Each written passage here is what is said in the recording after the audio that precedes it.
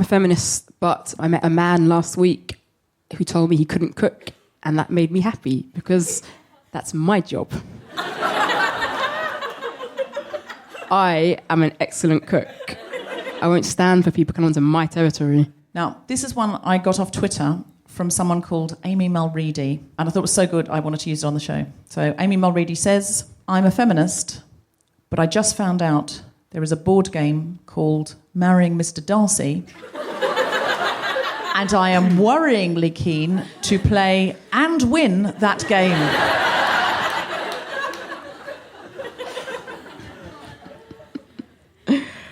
I'm a feminist, but on the morning after my 36th birthday, I put on a tracksuit, some very immature-looking trainers, and a baseball cap, went to the supermarket and bought a bottle of rum because I knew they'd ID me. And they did. Be nice. I'm a feminist, but this weekend I offered to take my 12-year-old goddaughter shopping for makeup and clothes. And she only wanted books and stationery. And I was so proud of her, but also a tiny bit disappointed not to get to visit the makeup store. I'm a feminist, but when I went on a date with a man with unshaved legs, when I went back to his place, I chickened out. But don't worry, I went to his bathroom and used his razor. And then it was fine. I hope he doesn't listen to this, because he's going to be like, oh my God, I shouldn't use this razor anymore. Checking out his bic. Wasn't meant to be rude. I'm a feminist, but I met a Canadian man the other day, and the first thing I asked him was, what's it like to be governed by Justin Trudeau? Like to get up every day and discover that Justin makes the rules. And you have to abide by them. Because I think if I were Canadian right now, I'd be aroused all the time. Just like knowing Justin could make a new law any day. And I'd slightly want to break that law just a little bit, just to see what Justin would do. Do they have Prime Minister's questions in Canada? Oh, could you imagine? Every Wednesday afternoon, go into your quiet space. We must be able to find those on the internet. Yeah. Let's find out if he does PMQ and see. Imagine what the questions are. So, Justin. Like blind date questions. I don't think they start with so, Justin. I think there's a sort of with the honourable gentleman. I think there still must have something like that. I don't know. It's probably not honourable gentleman in Canada, but it's probably like, you know, good pal. I don't know. The honourable buddy. It's probably like that. Honourable mate. Yeah. I'm not that into him myself. Right? Really? Well, not physically. Well, then we won't. And politically. No. Well, if we ever run into him in a bar, then he's mine. This is sorted. I'm safe to go out drinking with you. Live from the Roundhouse in London, the Spontaneity Shop presents The Guilty Feminist with me, Deborah Frances-White, guest co-host Athena Kugblenu, and very special guest Roisin Conaty, talking about doing your best but being a mess. Please welcome to the stage to open the show, Maz OConnor.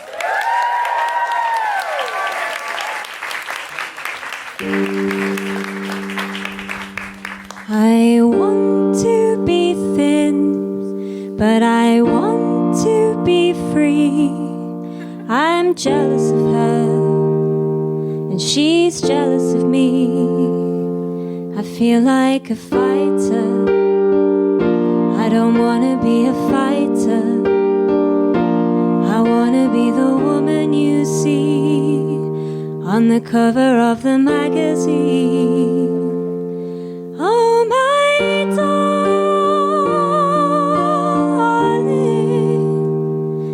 how did I ever find you? Not afraid of the crazy little things I do.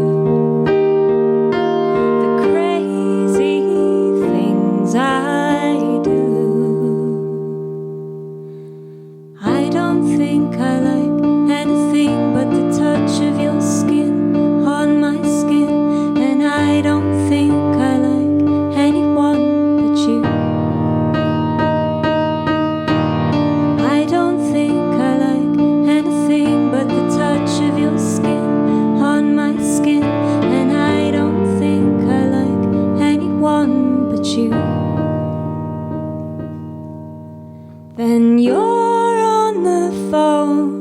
saying, just come on home. It's hard sometimes.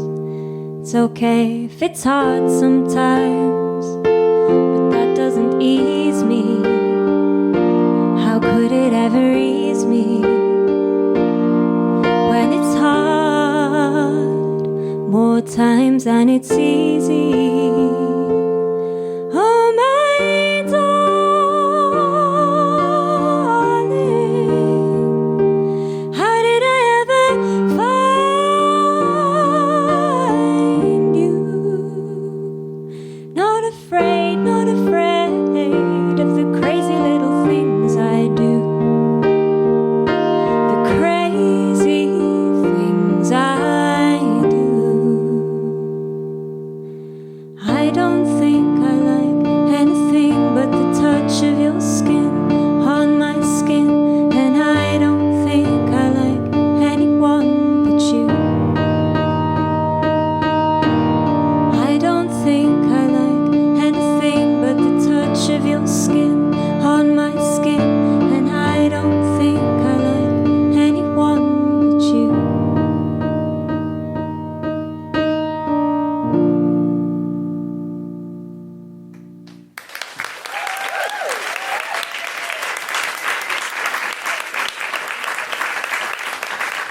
Thank you so much, Maz. Can you tell us a little bit about you? Yeah, my name is Maz OConnor. I'm from London, and I'm a singer-songwriter, and you're the first audience that has ever found that funny. But I understand that it's probably confusing because it's a comedy show. It's actually... laugh? It's about, like, kind of eating disorders, but they laughed, yeah, but it's fine. I apologise for my audience, and I mean, comedians do create audiences in their own image. I can only say it's my fault, not theirs. I don't know what to tell you. They stopped quite soon because it got Did quite they laugh? intense. Did they think it was a Victoria Wood song? I think maybe. And then they were like, oh, this is... Hold on a minute. No, this is sad. Sad face. Form your face into a sad face. As far as sad face, not... Are we in the right show? I think we might be in the wrong show. This is the Guilty Feminist. Well, Maz, thank you so much. It was a beautiful song and a beautiful sentiment behind it. Thank you so much for coming and singing. Thanks, and where can we find it? On the internet? Yeah, you can get that song on iTunes. I've got a Bandcamp. I'm all over the internet. It's quite scary, really, when you think about it, but I'm very easily found. So please go find me. I know. Tell me about it, seriously. Too easily found.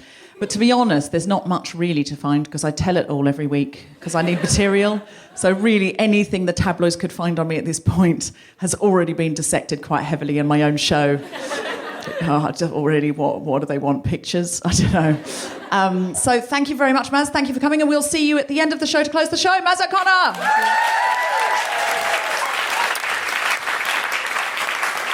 This is The Guilty Feminist, the podcast in which we explore our noble goals as 21st century feminists and the hypocrisies and insecurities which undermine them. Hello, Athena Kugblenu. How are you? I'm very well. How are you, Deborah Frances-White? You know what? I'm great. I'm loving that I'm at the Roundhouse. There's always a man in that seat. It's really weird. The front row is always women and there's always one man. What made you think front row out of interest? No, I genuinely want to know. This is not... Oh, you're with... Are you saying don't speak, don't make direct eye contact with him? No, he's like, no, I'm genuinely interested in the psychology of it. Do you listen to the podcast, sir? No? Seems happy about that? Just say yes. Just say yes. What's your name? Brandon. Okay, so at the end of the show, I'll come to you and say, Brandon, will you listen to The Guilty Feminist now? And we'll see. And I want you to be honest and truthful with me, Brandon, and I feel that you will be. He really does have the confidence of a tall white man. You look tall, Brandon. Are you tall? 6 foot. Brandon's 6 foot. He's sure of himself. He's not listening to any podcast he doesn't want to listen to. And nor will he be lying about that to spare someone else's feelings. Can I just say something? There is a man just behind Brandon Who looks so happy. who looks ecstatic. Yeah. He's there going, yeah, That's not man. me. That's not me. I see you. The man behind Brandon who's like, I'm the man behind Brandon. Brandon is my human shield. What do you do, Brandon? CFO of the company. CFO, Chief Financial Officer of a company. It's good. No, it's good, Brandon. It's good. These things, we need these things to keep the world going round. The CEOs, the CFOs, the COOs, all of the big C's. We need them.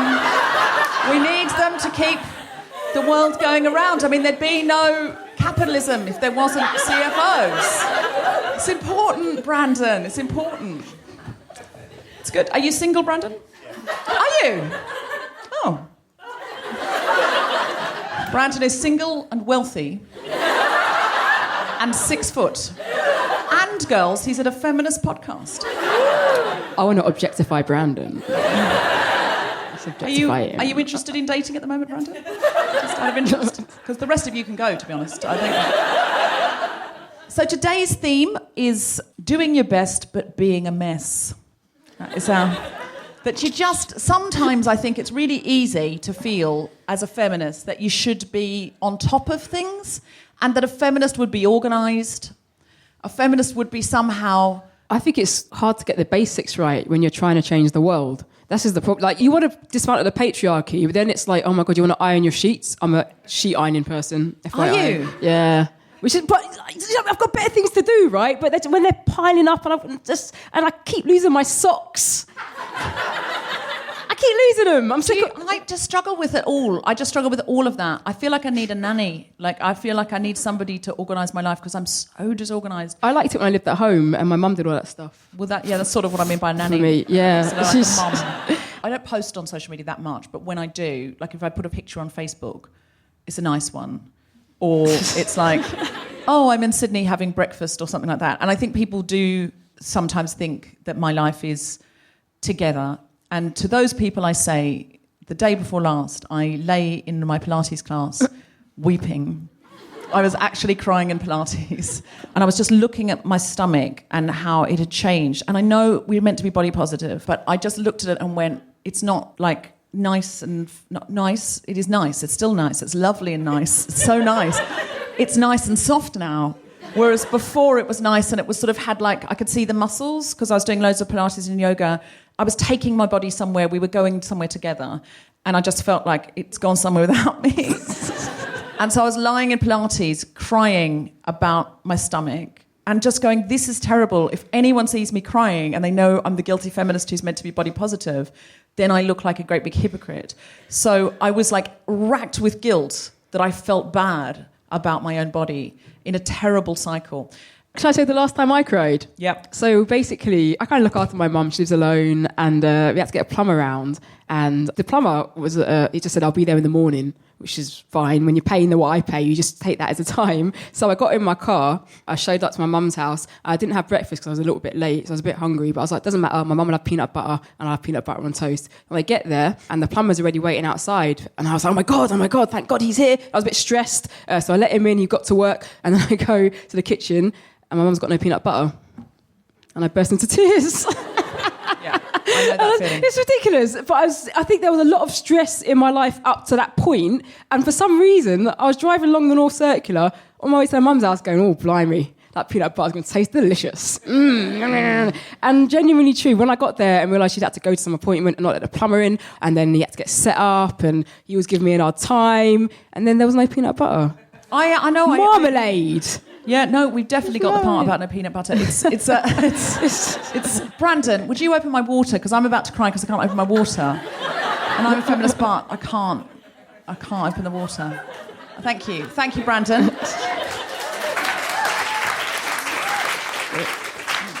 Sorry, but evolution gave you better upper body strength than me.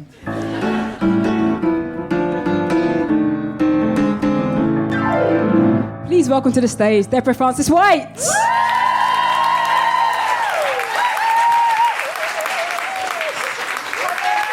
The episode's about being a mess. I'm actually wrapped in the microphone cord. So, there's been a couple of times in my life where I felt like such a mess that I've tried to do something about it, that I've tried to sort of stuff the sort of emotional genie back into the bottle somehow or another by getting therapy. So this was quite a few years ago. I had a big emotional event coming up, something that I knew I wasn't coping well with, and I was just stressing about it all the time. And I thought, what I need is an hour a week where I can just focus on this thing and just put this into this box of an hour a week. I'll go and have therapy. So I chose my therapist based on location. Because I just knew if it was a tube ride away, it was not going to happen. And the first thing I said was, look, I need strategy. I need strategy and help. There's a big thing I've got coming up. I can talk all the day long. It's not one of these ones where I talk and you listen because I just can't talk. I can talk all the time. I'm a stand-up comedian. That is basically therapy where you never wait to hear the answer. I said, I need strategy. Are you a sort of therapist that can do strategy? I don't want one of those sitting and listening ones. And she went, oh, yeah, I can do strategy. I can do strategy. I said, great. And we committed to 6 sessions. She said, the thing is, you can't be early. You can't be early because in my home, you see, it's a room in my home, so there's no waiting area. So you can't be early because if you're early, you have to wait outside. And you can't be late because it doesn't respect the session. You need your full 50 minutes. Otherwise, it doesn't really respect the session, doesn't respect you, doesn't respect me. So you can't be early, you can't be late. Which in London is a challenge.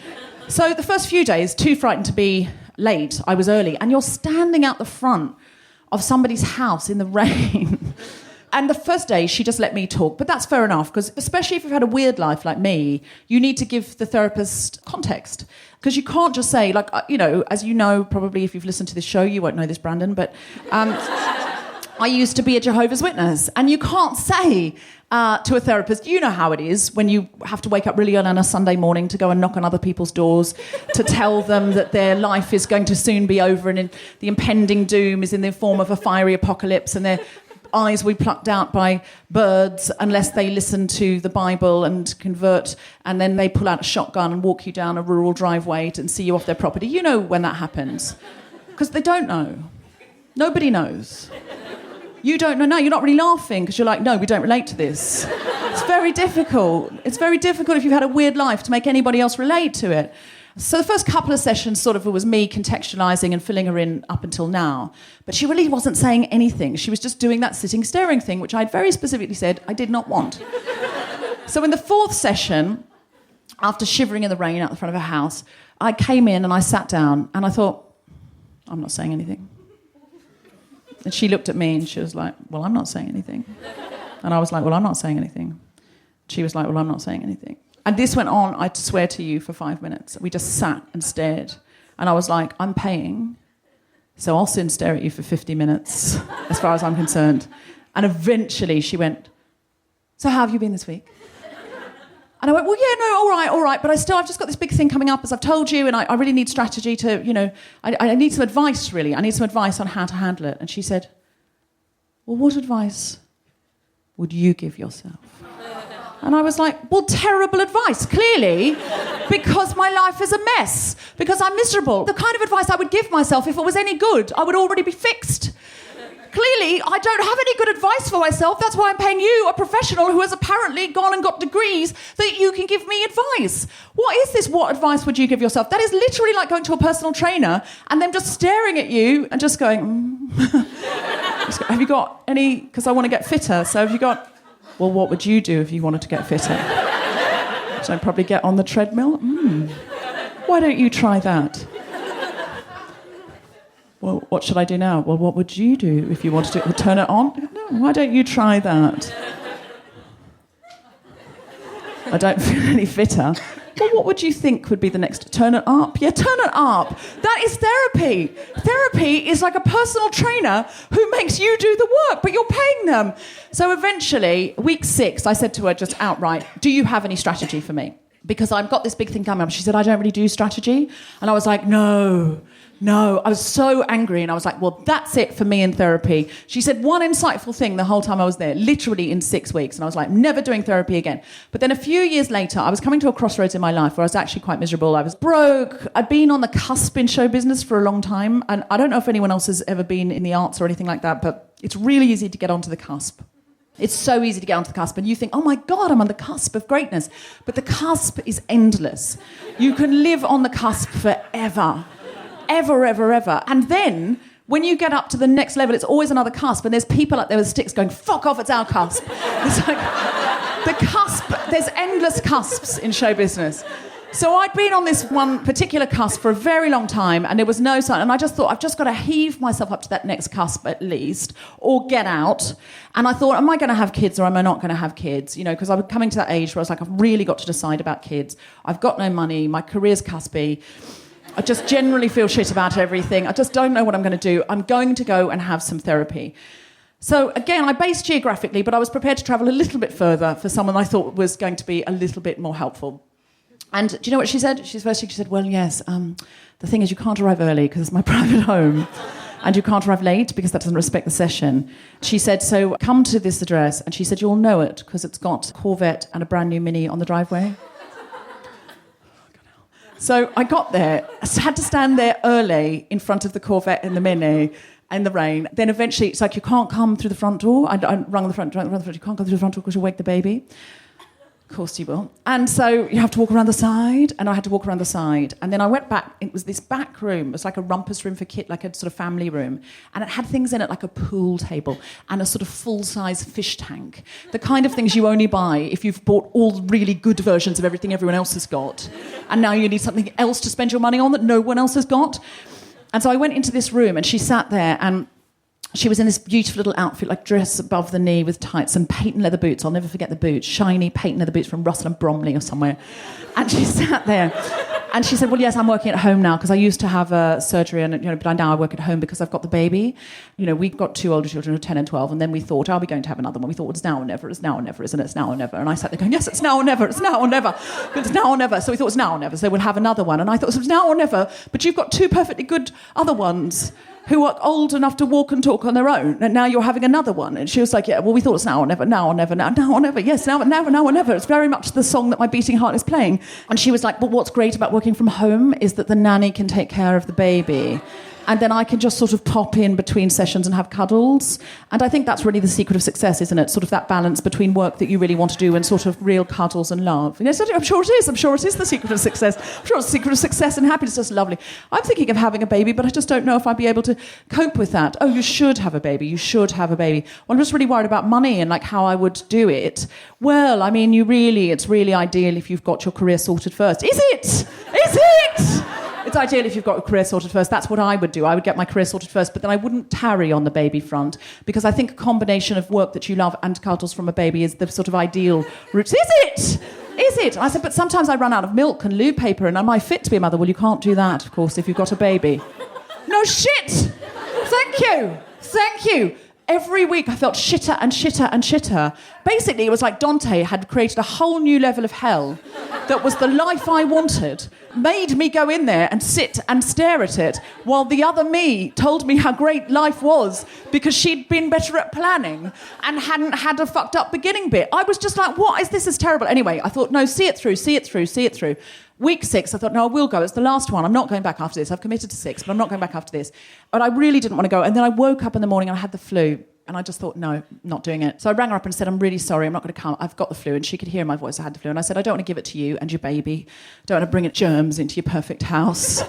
Ruin it. So I won't come. She said, well, the thing is, you haven't given me 24 hours notice and you really do need to give me 24 hours notice or you need to pay. And I was like, OK, I'll send you the money. And then I hung up. And I thought, well, she's probably not going to actually worry about that because she's got more money than God, clearly. And while obviously she couldn't book another client in, that was an extra hour that she could cuddle her baby and drive her Corvette around the block. I don't know, stroke her fucking fish tank, play pool, I don't know, whatever the fuck she does. And I thought, I've given you the gift of an hour with your baby there, really. I haven't had the session, and you know that I've got money troubles, so you're probably not going to charge me for that. You're probably not. And fair enough, she didn't know. She did. She sent me a solicitor's letter. Now, she actually sent me an email saying, never in my life have I ever had to chase the client for money? And it was 50 quid, I think. And she had never had to do that. And I wrote back and said, and you haven't had to do it this time because I put it in the post yesterday, as you will see from the postmark. Bitch! It's not how you're meant to talk about your therapist. So then I started a podcast. And I would recommend that because I get to talk about my problems every week. And I will say, you're nicer than any therapist. Thank you very much.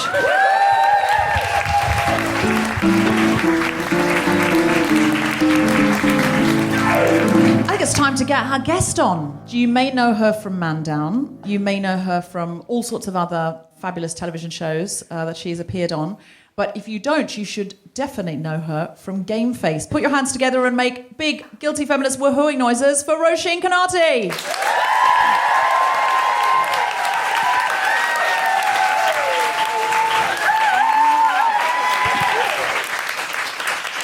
Roisin. Hello. Hello. You say my name so funny. Is it Conaty? It's Conaty. Like comedy. Oh, that's good. I sort of thought I was getting it wrong. So I'll do it again for the I edit. quite like it though. Conaty. It makes me sound a bit more regal. We'll leave it then. We'll leave it. You know when you compare as well, do you ever do this? Sometimes when you compare gigs and if you know, like, someone you just don't know, you've forgotten, you're on stage like, hey, welcome to the stage, and they're like half a mile away, you're like, fuck. Yeah. And I do just relentlessly go, louder, and just sort of go, blah, blah, blah. So you basically make them cheer so loudly no one can hear that you haven't said their name. Go, did you just say Dave? Yeah.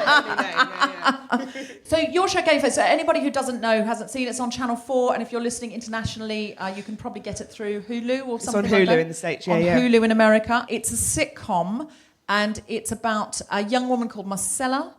Youngish Woman called Marcella. She had a long-term partner. He left her and immediately married the next woman he met. A girl he knew for 6 days in Vegas. 6 days in Vegas, he met somebody else, and this has left her brokenhearted. She's having a lovely little flirt with her driving instructor, and her family life is a bit convoluted. Her working life, she's on the cusp. She's an actor who's on the cusp, and she sees a therapist. Yeah, life coach. Life coach. That her mum got her through Groupon. So she doesn't even get the full deal. Like she's getting like that Groupon deal. I told you about my 2 therapy ones, but I did have a lovely life coach. Only on the phone, I never met her. And I was obsessed with something at that time. I had something really troubling me, and I would just ring her up, talk about that obsessively, never really let her get a word in edgeways. But she was really good. She was really on my side. She was really supportive. This is a life coach? Yeah, life coach. And she was really on my side, and she was basically told me what I needed to hear. You're paying her though, right? Yeah. Yeah. Imagine paying a life coach like, oh, shut up. Come on, mate, pull your finger out. It's like, listen, I've got friends for this. I've got a best mate who's going to call me a div. But that was my experience of the therapist. They weren't on my side. They were always sort of tutting and rolling their eyes and looking at me in a judgy way. It's like reverse psychology, isn't it? Or something. Is it? Yeah, they're trying to make you feel like... Honestly, it eroded my self-esteem. That second one, the really rich one, she really eroded my self-esteem because I just thought, you are everything that I probably should be. I had the very similar, but I actually really liked mine. So I've been in therapy, I've recommended it to everyone, but I do think you have to find, I think it's like dating a bit at the beginning. You can't just be like, this is the first one. Like when my dad died years ago, I went to a therapist, he died quite suddenly. And no word of a lie, like if it was in a script, you'd be like, bring that down. That's madness. No one acts like that. I went into a front room. She had hair past her waist down to her knees, all flattened out. She was sitting on a sofa with just a massive cat that she stroked. Oh. And she I was the like, Blofeld of therapists. And I was like, this is like she did that thing that people do. A lot of people do it in but the real problem with it, I'm trying not to, like yoga world, or new age. They whisper quite a lot. They do soft talking to show how much they've, how spiritually enlightened they are now. I don't have to project. I'm just good with it, And you're like, fucking speak. Like I'm really trying to be better with it because but it really. I know exactly what you mean. And they say we. They say, how are we today? And when we, or for me instead of please. Yeah. Could you just pop your shoes off for me?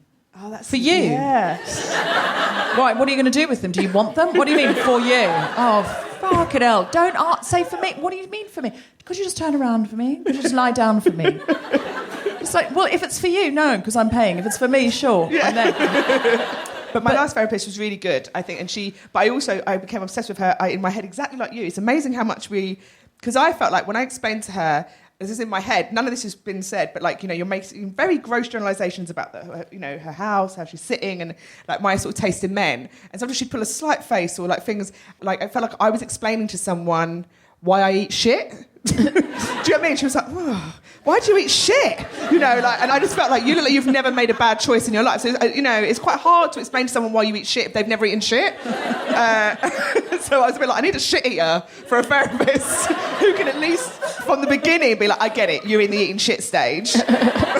I'll be your therapist. Yeah. And then I sort of said to her I went, have you got a really nice kitchen? And she was like, sorry, what? I was like, I've got to say this in my head. I'm obsessed. I think you've got an amazing kitchen. I'm obsessed with having this kitchen. You have the thing in your life with the markers that if you get it, you're like, then I'll be happy. So I'll go to bed at night going, just planning out this kitchen. in my fucking shithole of a bedroom. Yeah, but I think it is like dating. You do have to sort of meet a couple. I don't think if it's not right, if you've got all that. But who's got the time to be dating therapists? I just don't know. There's no Tinder for therapists. They expect you to sign up for a period. You go for 6 weeks, you feel worse. Imagine if on Tinder you had to have 6 dates. If at the end of that 6 dates, you then never want to date anyone again because you've been forced to have 6 dates. I do think that the amount of money that you spend trying to get out of your head, or trying, like when you think, how many nights have you done like espresso martinis and or literally junk food or whatever, the money that we throw at us, when you sort of go, deal with it. That was just 2 nights on red wine, sure. And that's the end of my heartache. Take my phone. So I think, so you go in there and you're sort of like, well, of course I know that. That's obvious. So, they're like, we're obviously angry about that. You're like, Is that your input? I know. I'm angry about it. I just fucking ranted for 20 minutes saying I'm angry about it. I don't need you to... That's my experience with it. I think 1 in 10 sessions, I had like an aha moment, to quote Oprah, my hero, my legend. But I'd have what have you done, you wizard? I'd leave there a bit like... Which? It was always when we were talking about something innocuous, it'd be something it was never like the big, you go in and go, I want to talk about this, let's fix me. It'd always be like talking about something ridiculous, like an Amazon parcel being late, and then by the end of the the note running out of peanut butter moment. Yeah. God, that's the revelation that. about who you really are. Yeah.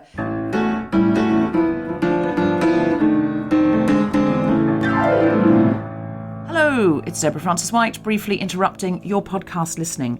We have a special project on for the suffragette centenary in 2018. If you are a woman who writes and performs hip-hop, especially a woman of colour, and you would like to get involved, it is a paid project, and we're looking for people as soon as possible for one writer and also some performers.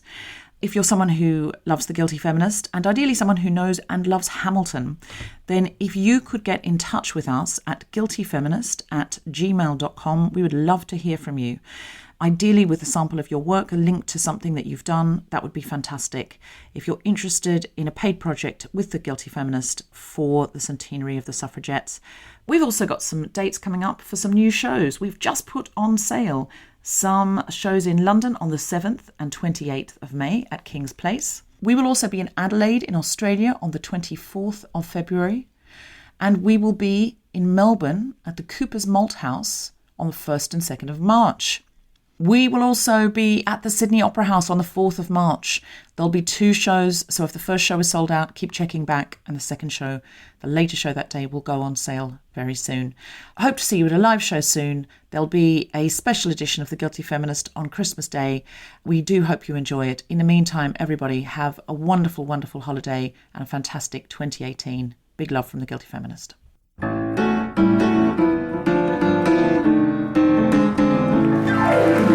Please welcome to the stage Athena Kugblenu!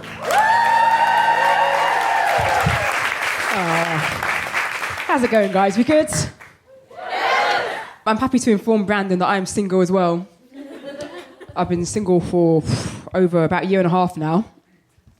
Thanks for the sympathy. So being single is hard. I've got a twin brother, okay? We actually both separated from our partners at the same time. He separated from his girlfriend, I separated from my boyfriend, and I was like, this is great. He got a new girlfriend 2 weeks later. This is unacceptable, because I was better at him at school, right? So I expected to continue that into my adult life. But he's a bit better at being an adult, He found all of his girlfriends he brings home. My mum likes them. They look like long-term things. All of my boyfriends are a mess, which makes me a mess. Because, you really want to be with someone that you want to have a long-term relationship. I think if you want children long-term. The person I broke up with, it was kind of a messy split because he changed his mind about wanting children. Which is a strange thing to change your mind about, isn't it? When I met him, he was like, oh yeah, I'd like 8 children. Which is a bit much, isn't it? You don't even need the staff these days. You don't need 8 children. Just get a dishwasher. It's fine. It's fine. But he went from 8 children to 0. That's like changing your mind from being a cat person to a dog person. You don't change your mind about those kind of things, right? Because you're either a cat or a dog person. Right, Brandon? Your house is burning down. You've got a cat and a dog. What gets saved?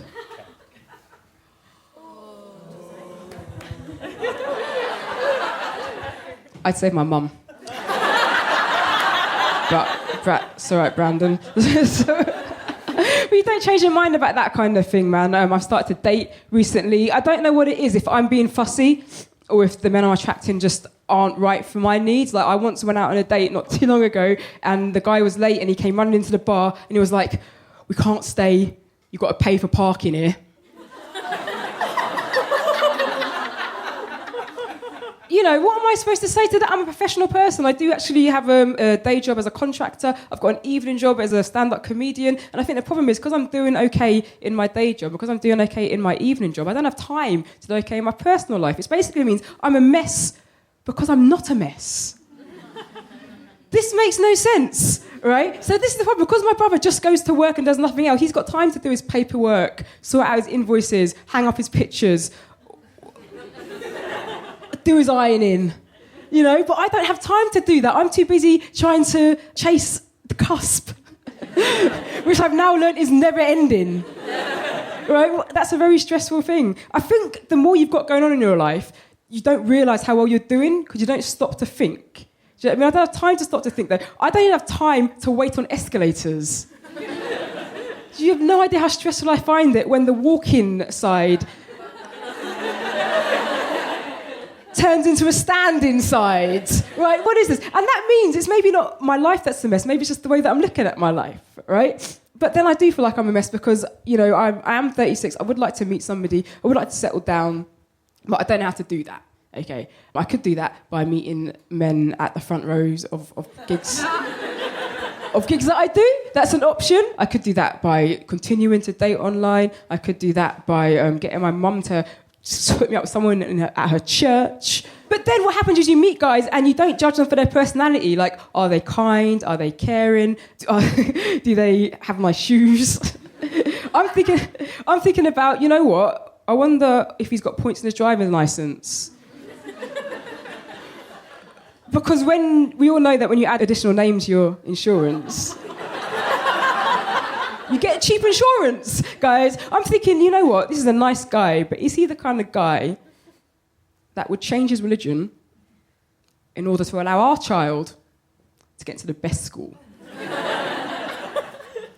There is a great Catholic school in my area. It might be rated outstanding by Ofsted. I think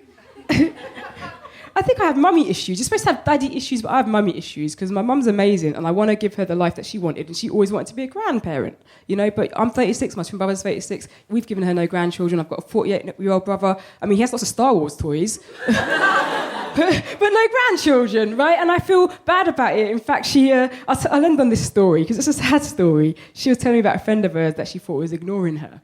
Okay, and I was like, she can't be ignoring you. Why don't you just check out what she's doing on Instagram? Then I remembered my mum's 73. She doesn't use Instagram. You know what I mean? Like, when you lie to someone about where you're going, sometimes if you walk down the street and you do see it yourself, but you'll take a picture. But even though you're supposed to be at your friend's wedding, right? My mum can't do that. But then one day she met this friend that she hadn't seen in a long time. Turns out this friend had a new grandchild. I know, right? And she just felt a bit bad because my mum had been moaning to her about not having grandchildren, and she felt embarrassed about not having grandchildren. Now, first of all, I think it's a bit weird that my mum is talking about my reproductive system to her friends, but then I thought to myself, this is really stressful for me because while she was telling me this story, I thought to myself, I know what I can do to make her happy. I can just settle with the car parking guy. We'll just go to a place with a car park. We'll go Costa and Sainsbury's or something. And we'll get on, and I should just do this to make her happy, but I don't know, she never bought me that Mega Drive. And now look what you've got here. She wants something so she can fit in with her friends. So you know what? She should be really happy. She's got 3 lovely children who are successful professional people, and I'm not doing too bad, so our lives are not a mess, really. Just stand still on the escalator. It's all right, we'll get in the end.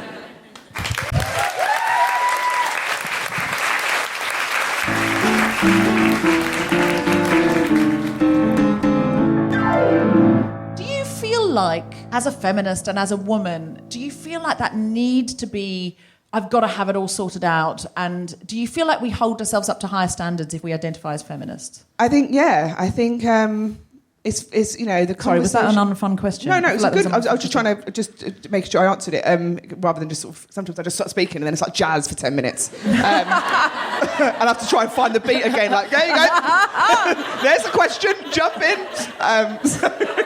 Trying to be a bit more like, digest, speak.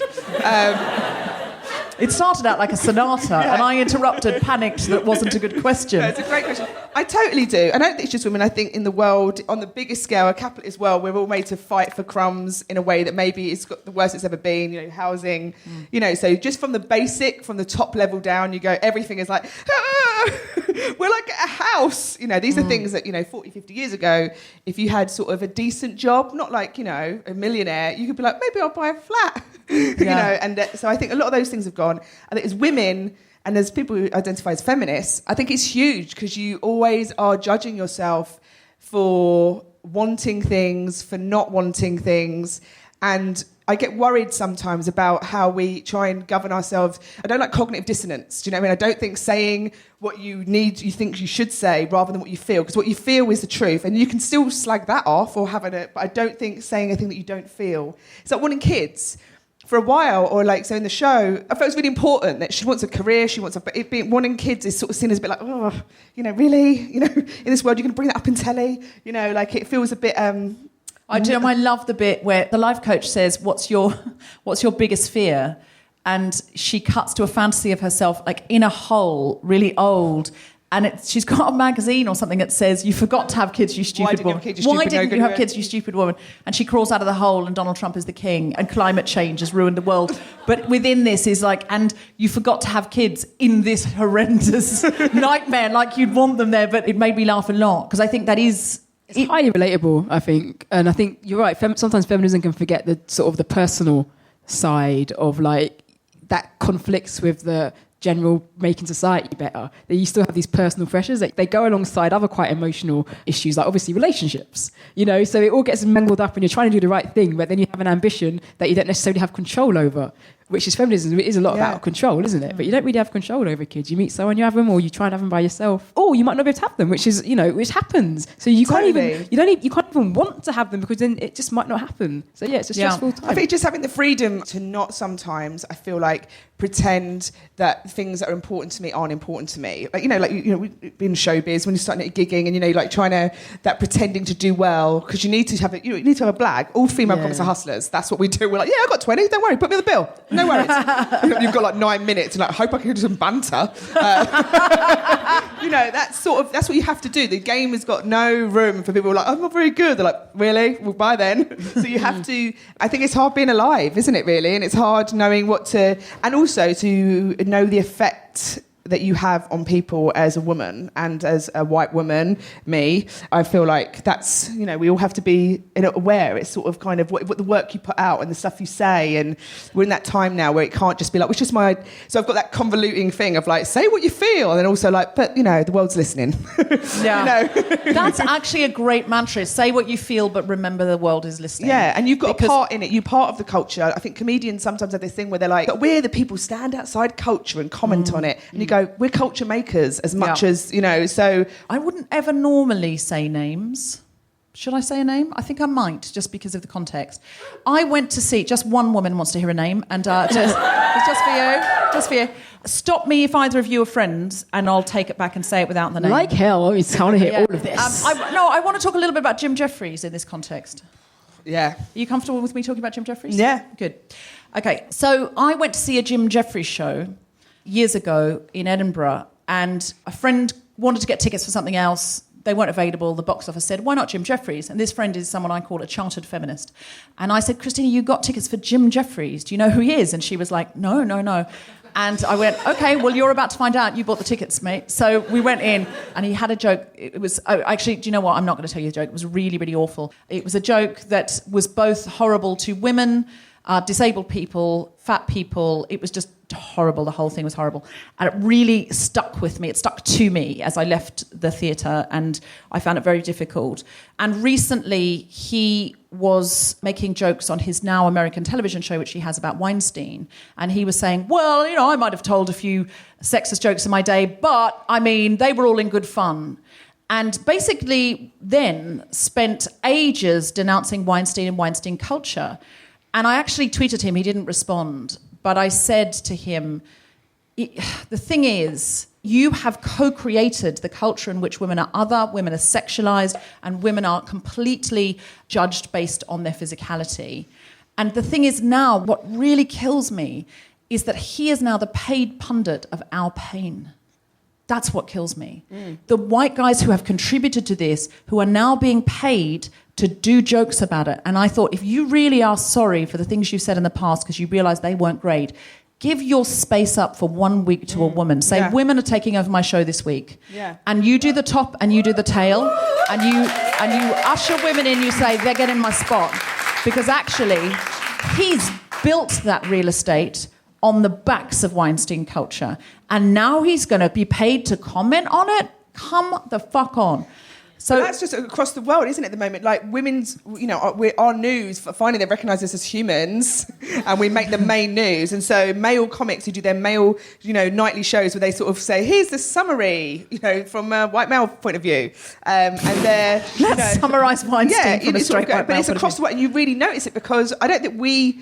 as women and trans, but race, this all coming to the surface. There's a shift in consciousness. It's the main stories. And so when you watch them deal with it and you go, oh, you really notice that they've never dealt with it before because it's not been their narrative. And you go, wow, is this your opinion on that? Doesn't feel like it suits you. This doesn't feel like it's a thing you've thought. But you're thinking it now. Yes. Quickly think it. But I just think you need to feel, you need to have, those seats. You need, women anchors. You need black anchors. In this country, I know we've got Trevor Noah in a moment. We need people owning their stories. These are our stories, and this is, like you say, our pain. It's a lovely phrase, and it's weird that is. We haven't got people coming on like this show, but it is like women are in, and it's amazing, this show, and it's incredible. And I think podcasts are, in many ways, a lot better way to experience, subjects that are tricky and difficult rather than like do a type 5 on. You're like, what? This is a huge subject. And you need time to think about it and process it. What I've been starting to say to male young comedians who see those older guys and then they're like, I want to be edgy like him. I've started saying, if you're not a very good comedian, what you say won't have much impact. No one will really remember the jokes or tell them. So it doesn't really matter what you say. But if you are a really good comedian, then your jokes have power. Yeah. And the things you're saying have power. So if the joke, for example, is making fun of rape victims rather than rape culture, then that's going to travel. And the men in the audience who have raped or may rape will see everybody else laughing and they'll go, see, it's funny, it's endorsed, other people feel like this. So your jokes will have power if they're funny. So if you're funny, if you're good, you need to worry about what that power and influence is doing in the world. And if you're just an okay comedian, don't really worry about it. Say whatever you want. And what I find is that men go, every time I've said this, of course, I've got to sort of really consider that, because of course I'm, I'm quite good. I mean, I got 4 stars on Chortle, so I think I do need to worry a little bit more than the other guys about what I'm saying and the power that I do wield in the world and the influence that I have. Yeah, I might rethink that joke. I might rethink that one because I don't want people going out there and doing things that I wouldn't want them doing. No, good point. And it does play into the ego. I mean, I wouldn't say it on here because I wouldn't want to give it away, except I know none of them are listening.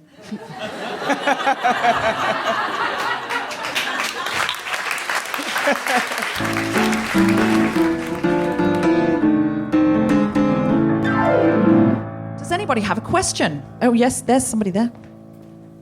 Pardon the accent. I don't know if it's a question, just a comment that you can comment on. But for me, feminism did the other thing. So I had such high expectation on myself through my mother, for me, of being this perfect person in career, in job, in whatever, with my partner and such. And since I've read more and discovered feminism at large, I've discovered that I had to be kind to myself and accept that this image of the perfect woman that you see in magazines, and I'm not in danger of having children myself now, but you can see that they're always super happy and motherhood seems the easiest thing to do and such. And so feminism helped me counter that image and understand that it's a marketed thing. And so instead, by being feminist, I agree that I am enough. If it makes sense. So that's lovely. And really nice. And never apologise for your accent because it's beautiful, it's charming. Is it French? Yes, absolutely. I think Very much I so. think you're putting it on. Yeah. From Yeah. Croydon. I mean, that's a great way to make yourself feel better. Put on a French accent. I mean, Just go immediately I out. was like, of course you're happy. Listen to your voice. Yeah. I totally agree. I think that is the best part of feminism is that we're able to have that conversation. We're able to explicitly say, like, you know, cried in Pilates or the stresses of being a woman. And also this time in society that you go, your brain is light years ahead going, this is pathetic. Why do I give a shit that I'm this size? Or why have I got these petty things that like reducing myself down to such, you know, archaic ideas, but we were raised in them, you know. It's hard to shake all that off. It doesn't happen in a day. But then I think the feminism has brought it all out, all the toxicity out. You're like, oh, thank God. I don't have to carry that secretly, all that kind of, oh God, I'm disgusting, or I'm not good enough, or I'm not, you know, like, maybe I should not be so funny and just, you know, listen to men. You know, like when you're a funny girl when you're 14 in the 90s, like everyone's like, she's mad. I'm not mad. I'm interesting. I want a retrial. I know. I'm definitely happier since I've found feminism for that reason. I used to have a very odd, I think, when I was younger, like view of what I should look like and be like and what perfection was, and this constant ruler up to myself that I was never gonna. I'll tell you something. At King's Place at the moment, which is where we normally do the Guilty Feminist in London, they put these big billboards up of people who, you know, are coming to the venue. And I walked in the other day and they'd put one up of me for the Guilty Feminist, and they'd put this really, really lovely picture up, but it's like a billboard, it's huge. But it's a lovely picture that I had taken probably 2 years ago. And I'm sort of standing with my hands on my hips, kind of looking fierce, like I'm in America's Next Top Model and trying to please Tyra with my face.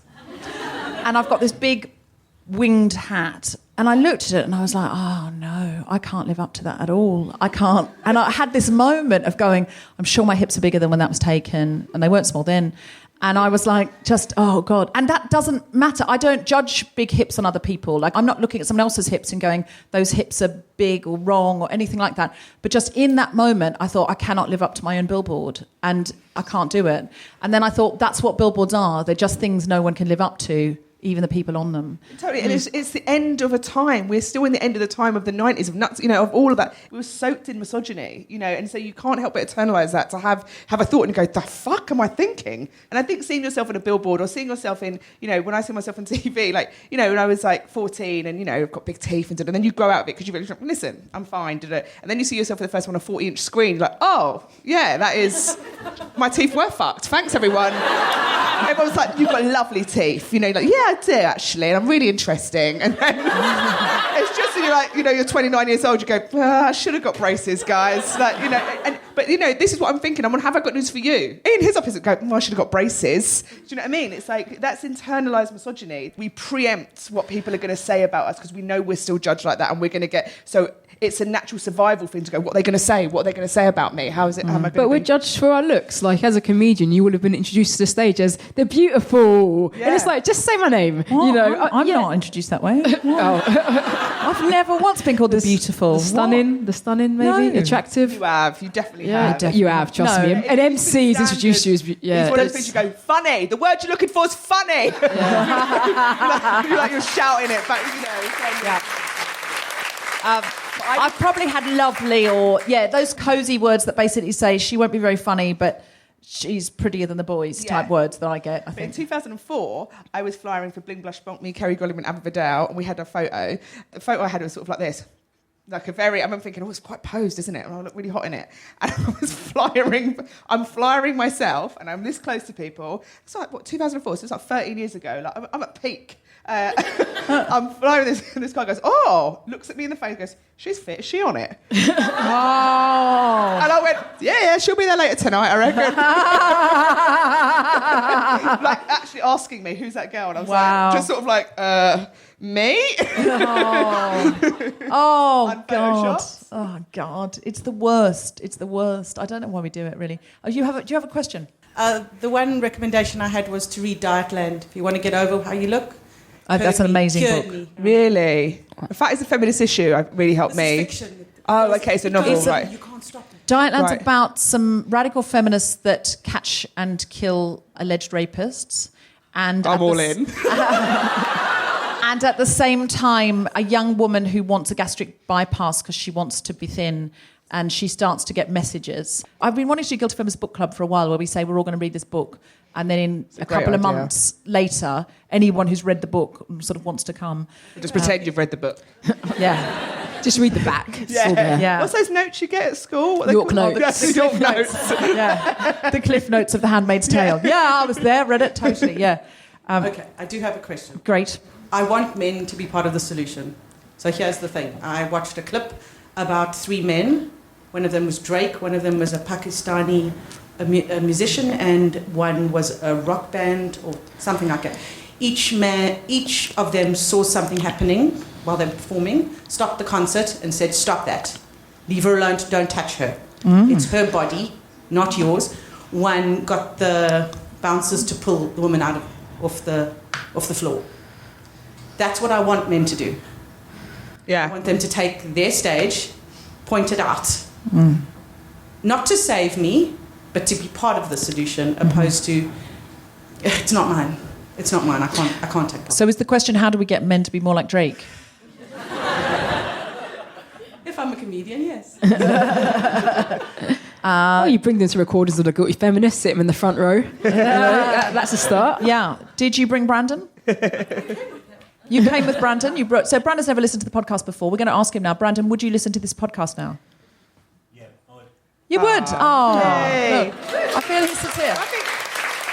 I think that is part of it. I think, that is how men get involved. I think it's platform for women, and it's platform, relentless volume on what we say is acceptable. And the positive part of me is this change in consciousness. They're listening because it's not going away. It's not, I think they thought it's the shows like this. I think it's becoming part of the mainstream. So you say, like Jim Jeffries doing it on his show, you go, yeah, because it's not this subculture anymore. They're like, have you been to this? It's like, no, it's coming. It's in the mainstream. And so people are selfish, and we all are. We all, think about the world through our lens. And if you've not had to think about it, if you're white, male, doing all right, Western, you sort of like, the world's sort of fine, isn't it? Yeah, that is a really good point. And I'll use an analogy that Chris Rock used. There's a kind of saying we say when we talk about like race. We say, wow, haven't black people progressed? Yeah, black people have progressed. No. Black people didn't progress. White people progressed.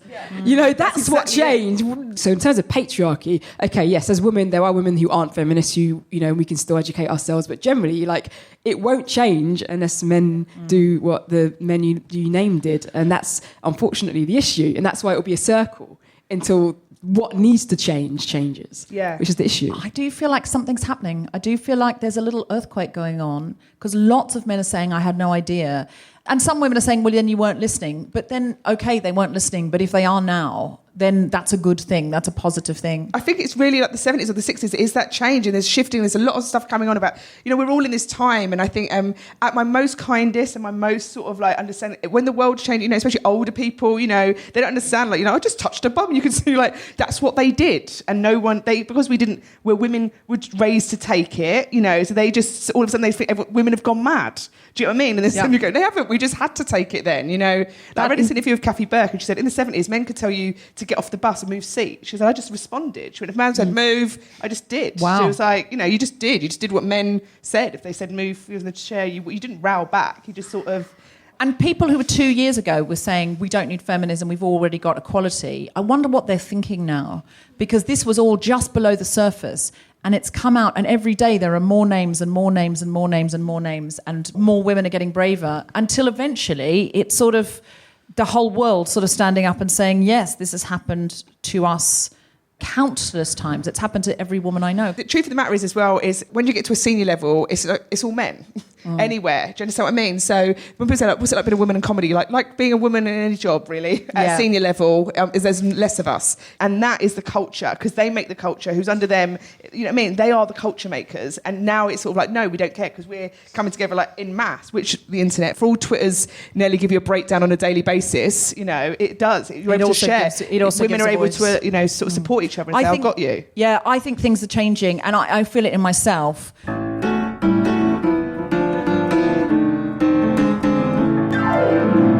Athena, have you got anything you'd like to plug? Myself. Yay! Yeah. Oh, guys, stop it. Yeah, I'm a stand-up comedian and I do shows all around the country. So you can go to my website, which is athenakugblenu.co.uk. But if you can't spell my surname, just type in Athena Comedian, and there's only me because I got rid of the other ones. It's really nice when you've got a first name. Yeah, so that's how you get to the top of the Google rankings. You just execute everyone with your name. No, I'm joking, obviously. And I'm on Twitter, Instagram, all those things. You'll see me around on things. Great. So follow Athena Kugblenu. Am I saying your name correctly? Kugblenu. Is it? Yeah. All of this time? Why did you not correct me before now? Because it's the podcast, isn't it? And it's just, Oh, God. I'm sure you've said Kugblenu before. Have I? Yeah. Kugblenu. I think you just said Kugblenu. Can't even say it now. Keep that applause going. Louder!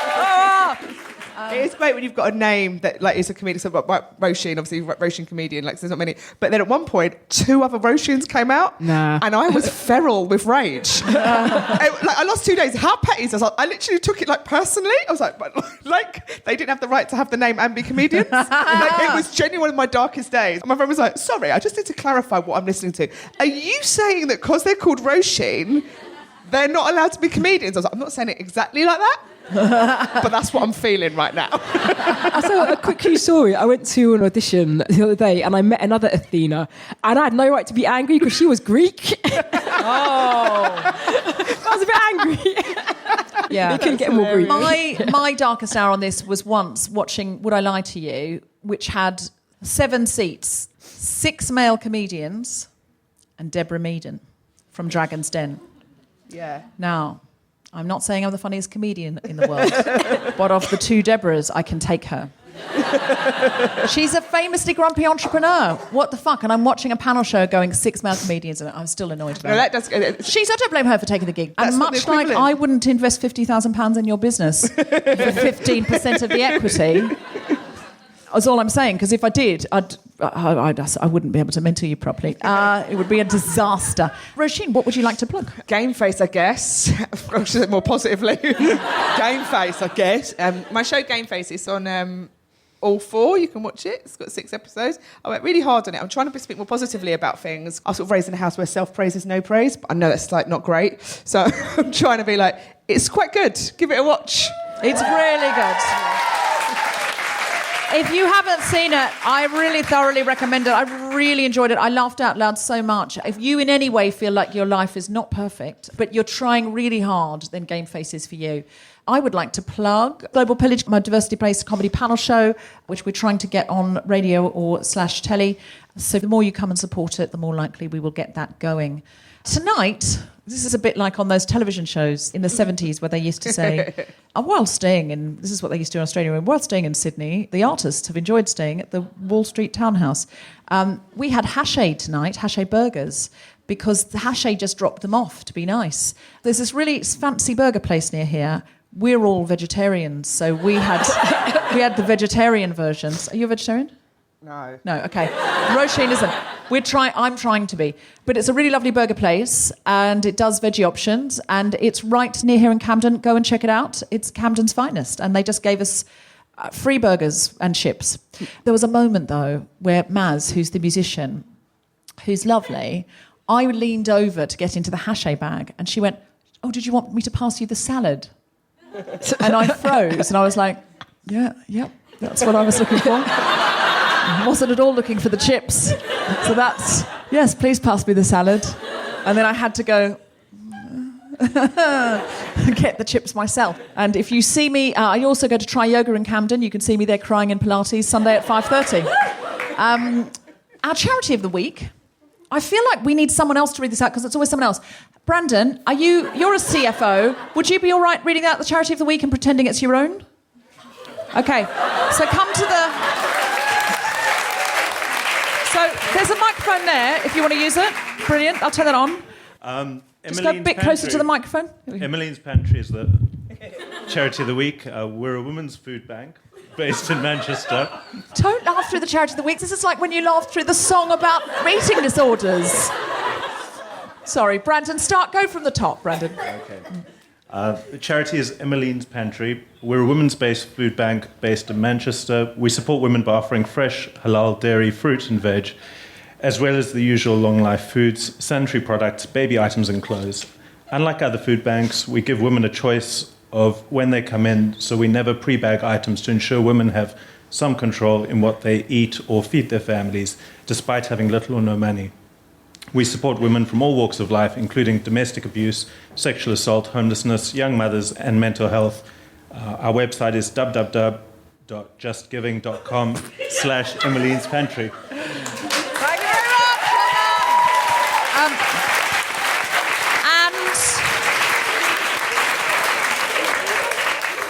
Tom's going to be standing at the door. If you could put money in for Emmeline's Pantry, or if you could give, if you're online and you like the sound of this charity and you think it's worthwhile giving to, it's justgiving.com/Emmeline's Pantry. Sorry, it's justgiving.com/. How busy are you that you can't finish the word W? He's a CFO. Dub. Let's keep it going, people. It's an Antipodean thing, isn't it? Dub. Yeah, it's South African. Yeah, in Australia they say it on television. Dub It works. I don't see why we're saying W. No. Well, I would just leave it off now. I'm dropping the end of W. Yeah. On Who's got the television time? ads, they always do it. In Australia, they go, it's madbarryscars.com. Always. To keep track of everything we're up to, you can follow Guilt Fem Pod on Twitter or the Guilty Feminist on Instagram. There is also a Facebook page you can like and a mailing list you can sign up to. And if you like what you hear, please go to what we're now supposed to call Apple Podcasts and rate, review and subscribe. It helps other people to discover us. And give it 5 stars. And finally, to sing us out in the traditional Guilty Feminist style, the wonderful Maz OConnor. At first I was afraid, I was petrified, kept thinking I could never live without you by my side. But then I spent so many nights thinking how you did me wrong, and I grew strong, and I learned how to carry on. So you're back from outer space. I just walked in to find you here with that sad look upon your face. I should have changed that stupid lock. I should have made you leave your key. If I'd have known for just 1 second you'd be back to bother me. Go on now, walk out the door. Just turn around now, 'cause you're not welcome anymore. Weren't you the one who tried to hurt me goodbye? Did you think I would crumble? Did you think I would lay down and die? Oh no, I will survive. Oh, as long as I know how to love, I know I'll stay alive. I've got all my life to live. I've got all my love to give, and I'll survive. I will survive. See, this isn't mournful, is it? It's happy. What's next? Hey, it took all the strength I had not to fall apart. Kept trying hard to mend the pieces of my broken heart. And I spent oh so many nights just feeling sorry for myself. I used to cry, but now I hold my head up high and you see me, somebody new. I'm not that chained up little person still in love with you. And so you felt like dropping by and just expect me to be free. Well, now I'm saving all my loving for someone who's loving me. Go on now, go. Walk out the door. Just turn around now, 'cause you're not welcome anymore. Weren't you the one who tried to hurt me with goodbye? Did you think I would crumble? Did you think I would lay down and die? Oh no, I will survive. Oh, as long as I know how to love, I know I'll stay alive. I've got all my life to live. I've got all my love to give, and I'll survive. I will survive. Hey.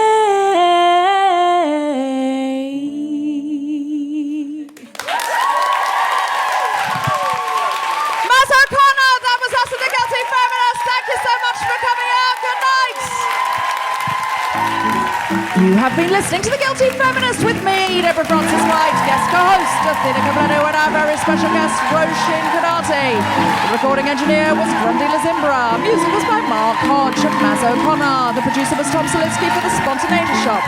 Thanks to Marie, Derek, Dominic, and everyone at the Roundhouse, as well as all of you for listening. For more information about this and other episodes, visit www.guiltyfeminist.com. There are people who are watching this going, we had no idea how many times Tom comes out, because he edits those out. But he's... Watching? Have we been filmed? No, well, they're watching in the audience now. Right.